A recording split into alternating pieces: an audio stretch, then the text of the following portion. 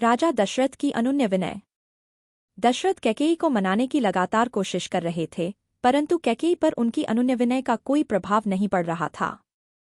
दशरथ कैकेयी से बोले, प्रिय, तुम तो जानती ही हो कि राम कितना सीधा और सरल हृदय का है। भला मैं उसे जंगली जानवरों और राक्षसों से भरे दंडक वन में कैसे भेज दूं? तुम भी तो उससे अपार स्नेह रखती हो, फिर तुम इतनी कठोर कैसे बन सकती हो? क्या तुम्हें मेरी वृद्धावस्था पर भी दया नहीं आ रही? मैं राम का वियोग कभी सहन नहीं कर पाऊंगा, इसलिए तुम्हारे आगे हाथ जोड़ता हूं कि मुझे उससे अलग मत करो। कैकेयी ने कुटिल स्वर में कहा, राजन, मैंने तो सुना था कि रघुवंशी अपने वचन को पूरा करने के लिए अपने प्राण देने में भी नहीं हिचकते, पर मुझे ऐसा लगता है कि शायद यह महज मिथ्या ही है। यदि आपने मेरी दोनों मांगों को पूरा नहीं किया तो मैं यहीं आपके सामने ही अपने प्राण त्याग दूंगी। राजा दशरथ कैकेयी के हठ के आगे स्वयं को पूरी तरह लाचार महसूस कर रहे थे।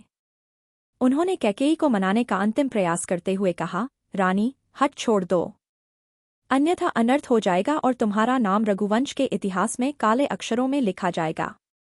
अभी भी समय है, अपना निर्णय बदल लो। कैकेयी पर राजा दशरथ की मानवनुहार का कोई असर नहीं हुआ। वह अपनी बात से टस से मस नहीं हुई। दूसरी ओर राजभवन में राम के राज्याभिषेक की तैयारियां पूरे जोर शोर से चल रही थीं। अगले दिन राजगुरु वशिष्ठ और मंत्रीगण आदि सभी नियत समय पर राजभवन पहुंचे।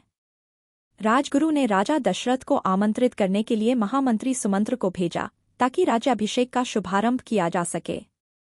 राजा को आमंत्रित करने के लिए जब सुमंत्र को भवन में पहुंचे तो रानी कैकेयी ने उन्हें आदेश दिया, सुमंत्र, कृपया राम को यहाँ भेज दें, क्योंकि राजा उनसे तुरंत मिलना चाहते हैं।